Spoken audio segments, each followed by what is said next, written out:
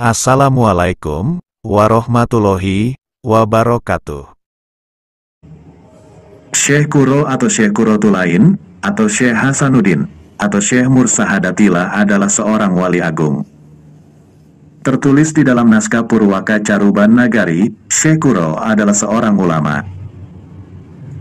Dia adalah merupakan putra ulama besar perguruan Islam dari negeri Campa yang bernama Syekh Yusuf As-Sodik yang masih ada garis keturunannya dengan Syekh Hussein Jamaluddin Jumadil Kubro serta Sultan Syekh Ahmad Shah Jalaluddin bin Sultan Habib Abdullah Amir Han bin Abdul Malik Asmad Khan bin Alawi Amul Faqih ulama besar Hadramaut Tarim.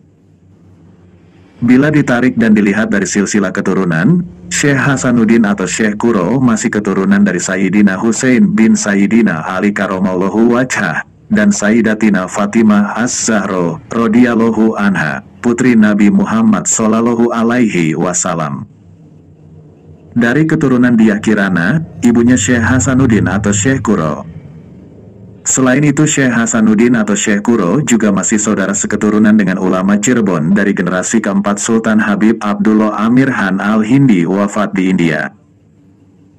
Sebelum berlabuh di Pelabuhan Karawang, Syekh Kuro datang di Pelabuhan Muara Jati, daerah Cirebon pada tahun 1338 Saka atau tahun 1416 Masehi. Sementara Syekh Nurjati mendarat di Cirebon pada tahun 1342 Saka atau tahun 1420 Masehi atau 4 tahun setelah pendaratan Syekh Hasanuddin atau Syekh Kuro di Cirebon. Kedatangan Syekh Hasanuddin atau Syekh Kuro di Cirebon disambut baik oleh Syah Bandar atau penguasa Pelabuhan Muara Jati Cirebon yang bernama Ki Gedeng Tapa. Maksud dan tujuan kedatangan Syekh Hasanuddin ke Cirebon adalah untuk menyebarkan ajaran agama Islam kepada rakyat Cirebon. Syekh Hasanuddin ketika di Cirebon, namanya disebut dengan sebutan Syekh Mursahadatillah oleh Ki Gedeng Tapa dan para santrinya atau rakyat Cirebon. Setelah sekian lama di Cirebon, akhirnya misi Syekh Hasanuddin untuk menyebarkan ajaran agama Islam di Pelabuhan Cirebon rupanya diketahui oleh Raja Pajajaran yang bernama Prabu Anggalarang. Kemudian Prabu Anggalarang mengutus utusannya untuk mengetahui misi penyebaran agama Islam yang dibawakan oleh Syekh Hasanuddin. Ketika utusan Prabu Anggalarang sampai di Pelabuhan Cirebon, maka utusan tersebut diterima dengan ramah oleh Syekh Hasanuddin atau Syekh Mursahadatillah atau Syekh Kuro. Syekh Hasanuddin atau Syekh Mursahadatillah seraya berkata kepada utusan Raja Pajajaran Prabu Anggalarang, kelak dari keturunan Raja Pajajaran akan ada yang menjadi waliullah meneruskan perjuangan penyebaran ajaran agama Islam. Peristiwa ini disambut gembira oleh Ki Gedeng Tapa dan para santri atau rakyat Cirebon, karena Ki Gedeng Tapa sangat ingin terus berguru kepada Syekh Hasanuddin atau Syekh Mursahadatillah atau Syekh Kuro untuk memperdalam ajaran agama Islam. Suatu waktu Syekh Hasanuddin atau Syekh Mursahadatillah pernah pamit kepada Ki Gedeng Tapa, Muara Jati Cirebon karena harus berdakwah ke Malaka dan Sumatera, maka Ki Gedeng Tapa Muara Jati Cirebon menitipkan anak kandung putri kesayangannya yang bernama Nyi Subang Larang, untuk ikut berlayar bersama Syekh Hasanuddin atau Syekh Mursahadatillah ke Malaka. Keberadaan di Karawang. Sunting. Syekh Hasanuddin atau Syekh Mursahadatillah mukim dan diberi lahan oleh Raja Sunda Pajajaran yang berada di Pelabuhan Bunut, Kertayasa, Kampung Bunut, Kelurahan Karawang Kulon, Kecamatan Karawang Barat, Kabupaten Karawang sekarang ini. Maka di Karawang ini Syekh Hasanuddin dikenal sebagai Syekh Kuro karena dia adalah seorang yang hafal Al-Quran, hafiz, dan sekaligus qori yang bersuara merdu.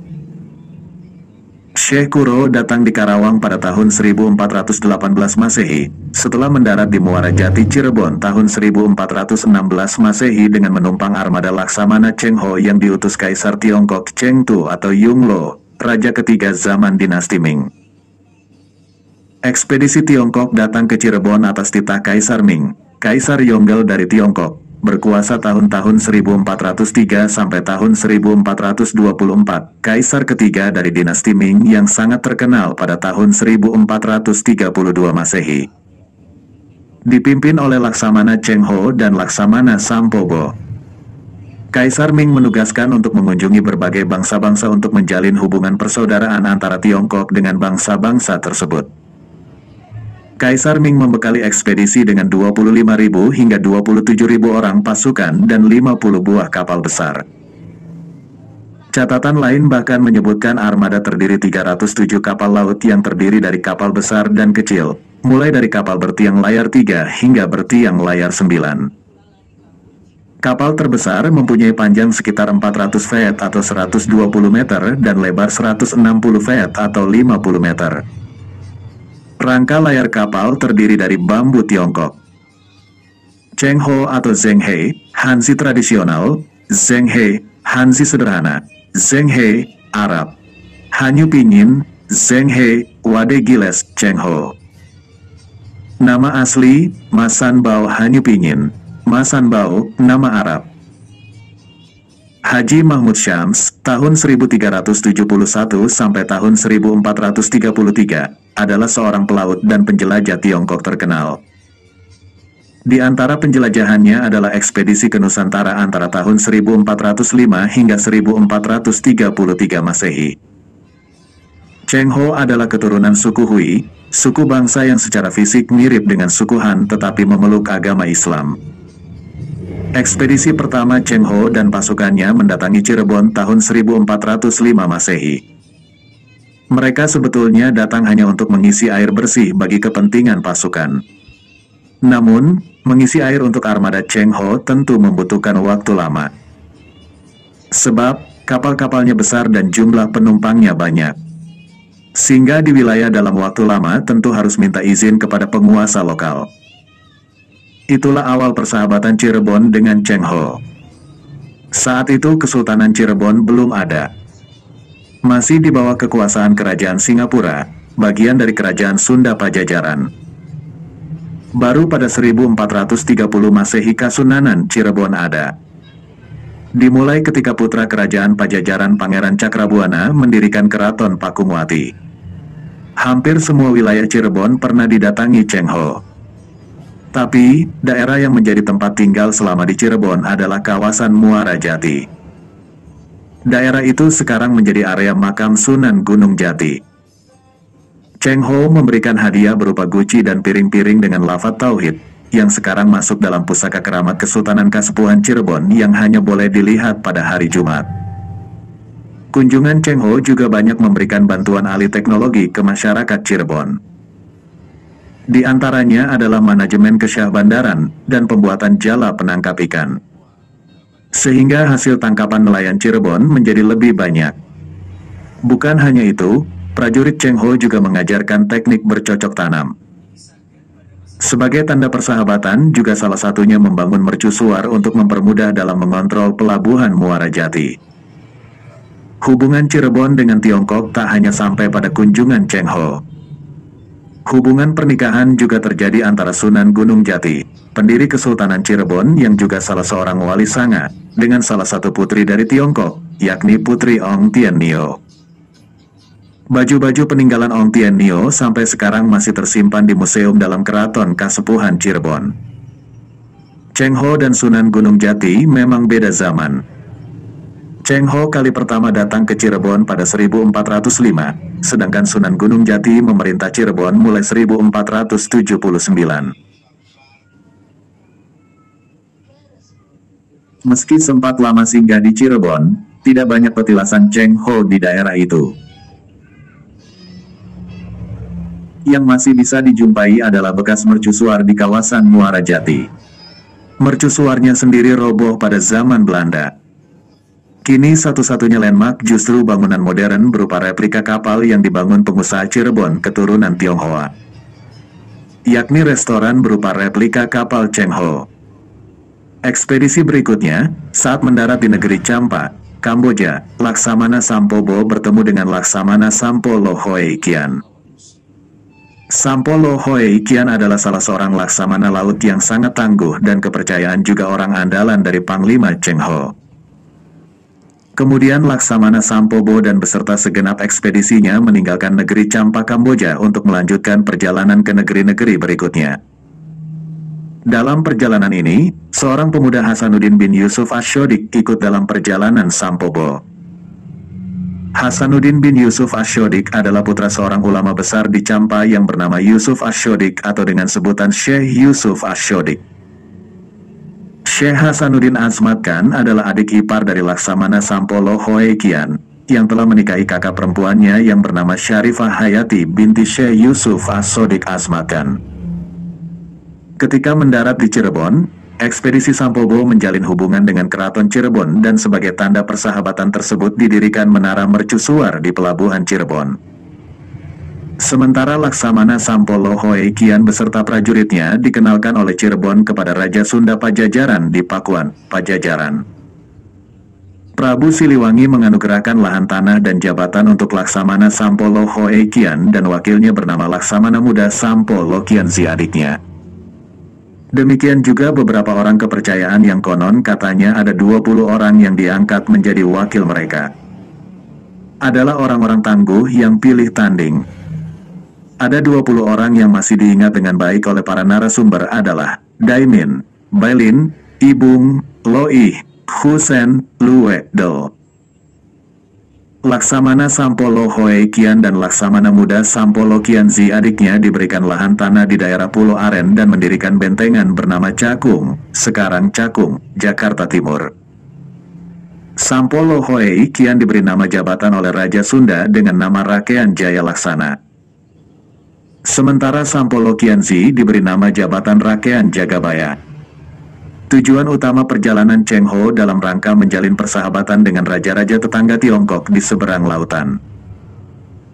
Maka ketika Syekh Kuro beserta pengiringnya turun Muara Jati dan kemudian ke Pelabuhan Pura dalam Karawang, maka armada Tiongkok pun berlabuh di Pelabuhan Muara Jati, Cirebon dan mengisi perbekalan. Di Kabupaten Karawang pada tahun 1340 Saka, 1418 Masehi, didirikan pesantren dan sekaligus masjid di Pelabuhan Bunut Kertayasa, Karawang Kulon Karawang Barat sekarang, diberi nama Pondok Kuro yang artinya tempat untuk belajar Al-Quran. Syekh Kuro adalah penganut mazhab Hanafi, yang datang bersama para santrinya antara lain Syekh Abdurrahman, Syekh Maulana Maskur, dan Nyai Subang Larang. Syekh Kuro kemudian menikah dengan Ratna Sondari putri dari Ki Gedeng Karawang dan lahir seorang putra yang bernama Syekh Ahmad Azmat Khan yang menjadi penghulu pertama di Karawang. Syekh Kuro juga memiliki salah satu santri yang sangat berjasa dalam menyebarkan ajaran agama Islam di Karawang, yaitu bernama Syekh Abdullah Dargom alias Syekh Darugem bin Jabir Modafah alias Syekh Maghribi, keturunan dari Sayyidina Utsman bin Affan radhiyallahu anhu yang kelak disebut dengan nama Syekh Bentong alias Tanggo. Syekh Bentong memiliki seorang istri yang bernama Siu Teo dan dia mempunyai seorang putri yang diberi nama Siu Banci. Ketika usia anak Syekh Kuro dan Ratna Sondari sudah beranjak dewasa, akhirnya Syekh Kuro berwasiat kepada santri-santri yang sudah cukup ilmu pengetahuan tentang ajaran agama Islam seperti Syekh Abdurrahman dan Syekh Maulana Maskur ditugaskan untuk menyebarkan ajaran agama Islam ke bagian selatan Karawang, tepatnya ke Kecamatan Teluk Jambe, Ciampel, Pangkalan, dan Tegalwaru sekarang. Sedangkan anaknya Syekh Kuro dengan Ratna Sondari yang bernama Syekh Ahmad, ditugaskan oleh sang ayah meneruskan perjuangan menyebarkan ajaran agama Islam di pesantren Kuro Karawang atau Masjid Agung Karawang sekarang. Sedangkan sisa santrinya yang lain yakni Syekh Bentong ikut bersama Syekh Kuro dan Ratna Sondari istrinya pergi ke bagian utara Karawang, tepatnya ke Pulau Bata Desa Pulau Kalapa Kecamatan Lemah Abang Kabupaten Karawang sekarang untuk menyebarkan ajaran agama Islam dan bermunajat kepada Allah Subhanahu wa Ta'ala. Di Pulau Bata, Syekh Kuro dan Syekh Bentong membuat sumur yang bernama Sumur Awisan. Kini sumur tersebut masih dipergunakan sampai sekarang. Waktu terus bergulir, usia Syekh Kuro sudah sangat uzur. Akhirnya Syekh Kuro Karawang meninggal dunia dan dimakamkan di Pulau Bata Desa Pulau Kalapa Kecamatan Lemah Abang Kabupaten Karawang. Maka penerus perjuangan penyebaran ajaran agama Islam di Pulau Bata diteruskan oleh Syekh Bentong sampai akhir hayatnya Syekh Bentong. Makam Syekh Kuro Karawang dan makam Syekh Bentong ditemukan oleh Raden Somarja alias Ayah Jin alias Pangeran Samri dan Syekh Tolha pada tahun 1859 Masehi atau pada abad ke-19.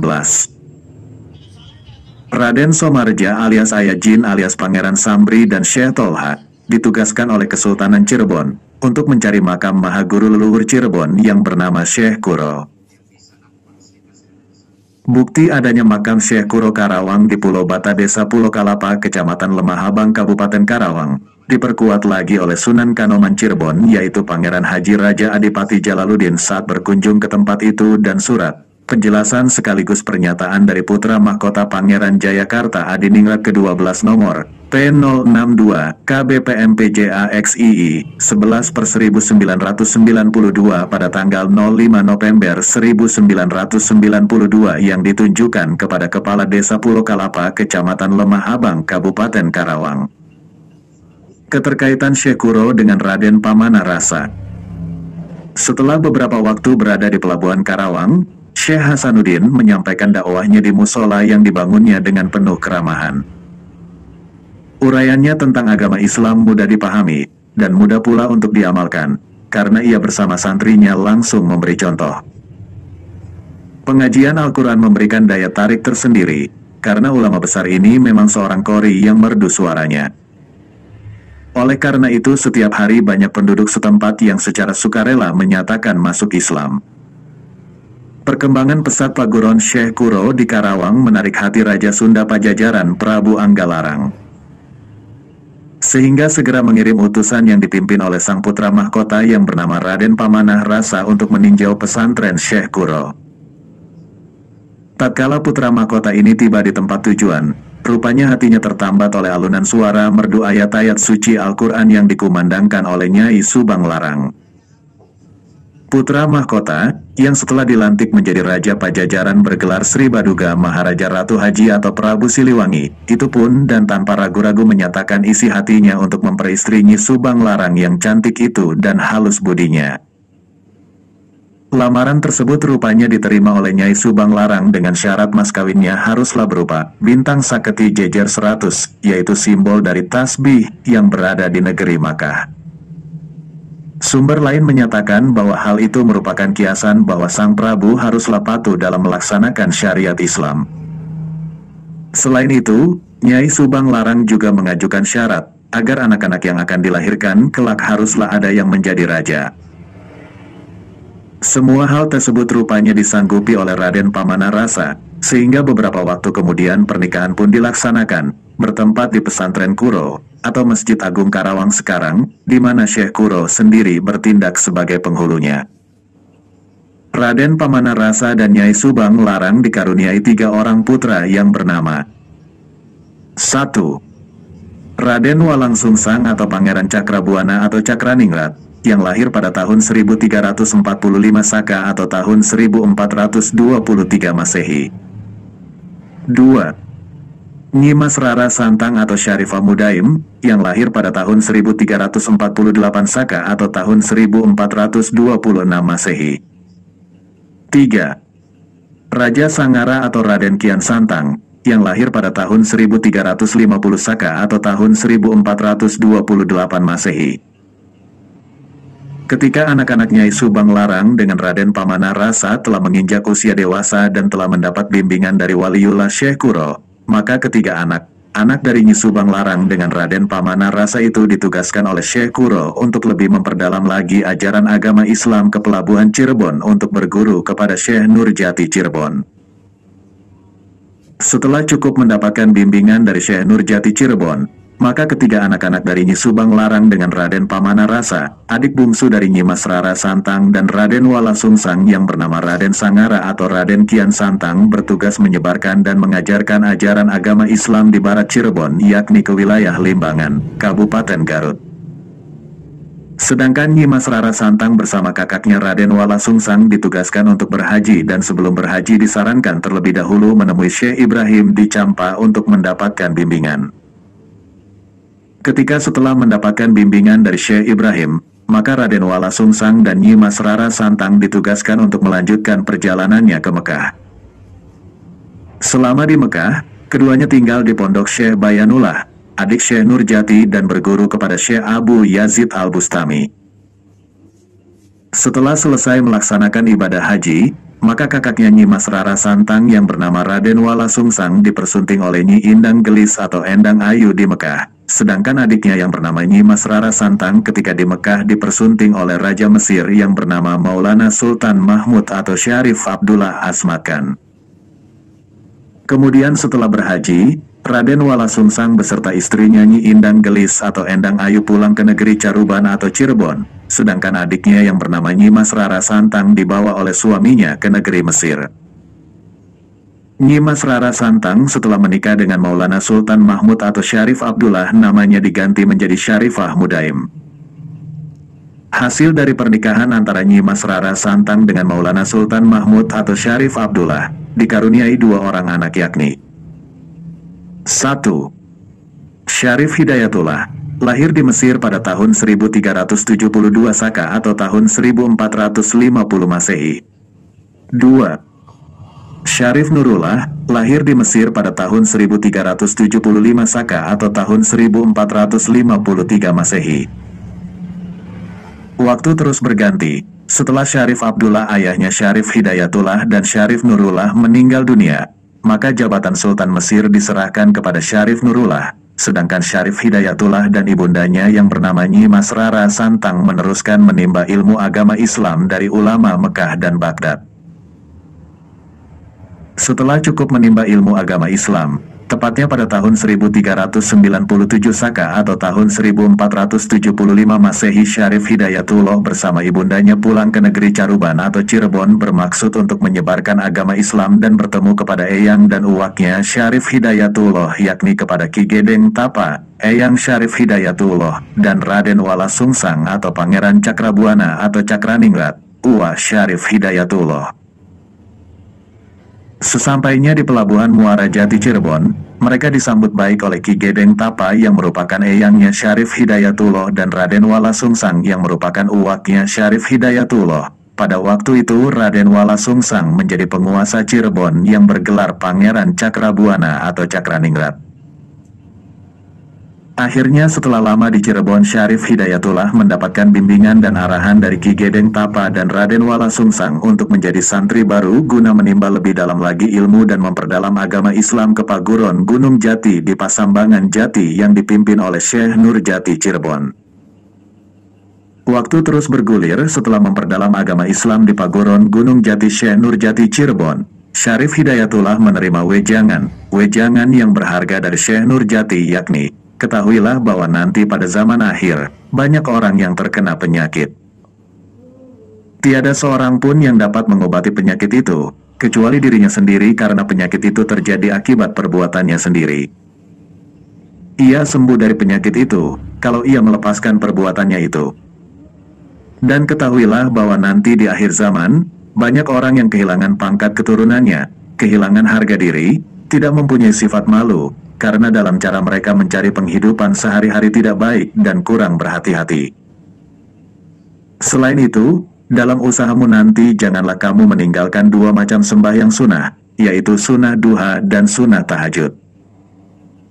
Di samping itu, engkau tetap berpegang teguh pada 4 perkara, yakni syariat, hakikat, tarekat, dan marifat, serta wujudkanlah atau bentuklah masyarakat yang Islamiyah. Waktu terus berganti, ketika Syekh Nurjati meninggal dunia maka pemimpin Paguron Gunung Jati dipimpin oleh anak bungsunya Syekh Nurjati Cirebon yang bernama Syekh Datuk Hafid. Hari berganti hari, tahun berganti tahun, usia Syekh Datuk Hafid sudah sangat uzur, maka kedudukan atau pimpinan Paguron Gunung Jati digantikan atau dipimpin oleh Syarif Hidayatullah. Ketika menggantikan kedudukan pimpinan Paguron Gunung Jati sebagai guru dan dai di Amparan Jati, Syarif Hidayatullah diberi julukan Syekh Maulana Jati atau disingkat Syekh Jati. Paguron Gunung Jati yang dipimpin oleh Syarif Hidayatullah ternyata berkembang pesat. Banyak santri-santri di luar Cirebon untuk bersantri atau berguru di Paguron Gunung Jati. Perkembangan ini terus berlanjut tatkala Syarif Hidayatullah menggantikan uwaknya yakni Raden Wala Sungsang yang usianya sudah sangat uzur untuk memimpin kerajaan Cirebon. Ketika memimpin kerajaan Cirebon, Syarif Hidayatullah diberi gelar Susuhunan atau Sunan Gunung Jati Cirebon. Syarif Hidayatullah setelah memimpin kerajaan atau Kesultanan Cirebon, ia menikah dengan Nyai Kawunganten, adik dari Bupati Banten. Dari pernikahan antara Syarif Hidayatullah dengan Nyai Kawunganten, dikaruniai 2 orang putra, yaitu 1. Ratu Wulung Ayu. 2. Maulana Hasanuddin, yang kelak menjadi Sultan Banten I. Pada tahun 1402 Saka atau tahun 1480 Masehi atau semasa dengan Wali Songo Syarif Hidayatullah atau Sunan Gunung Jati Cirebon, membangun sebuah masjid yang bernama Masjid Sang Cipta Rasa. Masjid ini dibangun atas kerjasama antara Sunan Gunung Jati dengan Sunan Kalijaga. Nama masjid ini diambil dari kata sang yang bermakna keagungan, cipta yang berarti dibangun, dan rasa yang berarti digunakan. Masjid Agung Sang Cipta Rasa terletak di sebelah utara Keraton Kasepuhan. Masjid ini terdiri dari 2 ruangan, yaitu beranda dan ruangan utama. Untuk menuju ruangan utama, terdapat 9 pintu, yang melambangkan Wali Songo. Masyarakat Cirebon tempo dulu terdiri dari berbagai etnik. Hal ini dapat dilihat pada arsitektur Masjid Agung Sang Cipta Rasa yang memadukan gaya Pajajaran, Tiongkok dan Cirebon. Keterkaitan Syekh Kuro dengan Raden Patah. Menurut Babat Tanah Jawi, Raden Patah adalah putra Brawijaya Raja terakhir Majapahit, versi Babat dari seorang selir Tiongkok. Selir Tiongkok ini putri dari Kiai Batong, alias Tan Go Huat. Karena Ratu Dwarawati sang permaisuri yang berasal dari Campa merasa cemburu, Brawijaya terpaksa memberikan selir Tiongkok kepada putra sulungnya, yaitu Arya Damar Bupati Palembang. Setelah melahirkan Raden Patah, putri Tiongkok dinikahi Arya Damar, alias Wan Liong, melahirkan Raden Kusen, alias Kinsan. Menurut Purwaka Caruban Nagari, nama asli selir Tiongkok adalah Siu Banci, putri Tan Go Huat dan Siu Teyo dari Gresik. Tan Go Huat merupakan seorang saudagar dan juga ulama bergelar Syekh Bentong, alias Kiai Batong, santrinya Syekh Kuro. Karawang pada masa Islam juga merupakan kawasan penting. Pelabuhan Karafam yang sudah eksis sejak masa Kerajaan Sunda tampaknya terus berperan hingga masa Islam. Salah satu situs arkeologi dari masa Islam di Karawang adalah makam Syekh Kuro. Menurut tulisan yang tertera pada panel di depan komplek makam, nama lengkap Syekh Kuro adalah Syekh Kurotul Ain. Keterkaitan Syekh Kuro dengan Syekh Nurjati. Sunting. Syekh Kuro merupakan utusan Raja Campa. Secara genealogis, Syekh Kuro dan Syekh Nurjati atau Syekh Datuk Kafi adalah sama-sama saudara seketurunan dari Amir Abdullah Han generasi keempat. Syekh Kuro datang terlebih dahulu ke Amparan Jati pada tahun 1338 Saka atau pada tahun 1416 Masehi. Pada saat pendaratannya yang kedua di Karawang, Syekh Kuro datang ke Karawang bersama para santrinya yakni Syekh Abdurrahman, Syekh Maulana Maskur, dan Nyai Subang Larang yang ikut berlayar bersama rombongan dari Angkatan Laut Tiongkok dari dinasti Ming yang ketiga dengan kaisarnya, Yunglo, Kaisar Chengtu.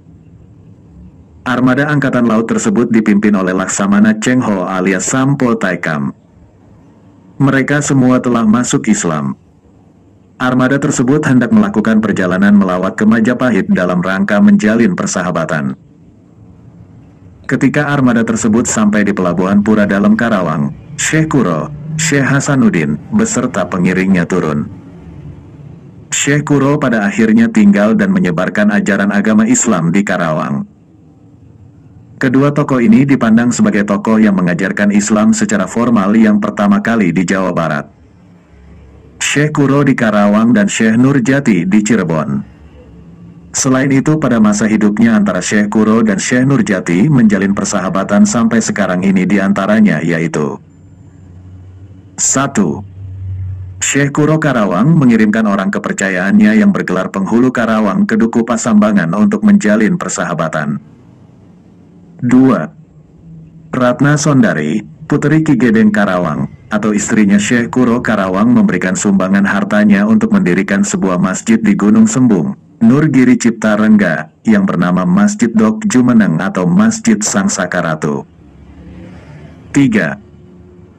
Syekh Abdullah Dargom alias Syekh Darugem alias Syekh Bentong dan Syekh Bayanullah, adiknya Syekh Nurjati Cirebon, setelah menunaikan ibadah haji, Mereka, Syekh Bayanullah dan Syekh Bentong, mendirikan pesantren Kuro di Desa Sidapurna Kabupaten Kuningan, Jawa Barat sekarang. 4. Cucunya Syekh Ahmad dari Nyimas Kedaton yang bernama Said Musa Asmatkan. Kelak Said Musa Asmatkan menjadi lebe atau pemimpin Masjid Agung Sang Cipta Rasa Cirebon pada masa pemerintahan Susuhunan Jati atau Sunan Gunung Jati Cirebon. Sedang Syekh Ahmad itu sendiri merupakan anak dari Syekh Kuro Karawang dengan Ratna Sondari Putri Ki Gedeng Karawang. 5. Pengangkatan juru kunci di situs makom Syekh Kuro dikuatkan oleh pihak Keraton Kanoman Cirebon. Wallahu alam bisawab. Mohon maaf dan koreksinya apabila terdapat banyak kesalahan dan kekurangan. Terima kasih. Wassalamualaikum warahmatullahi wabarakatuh.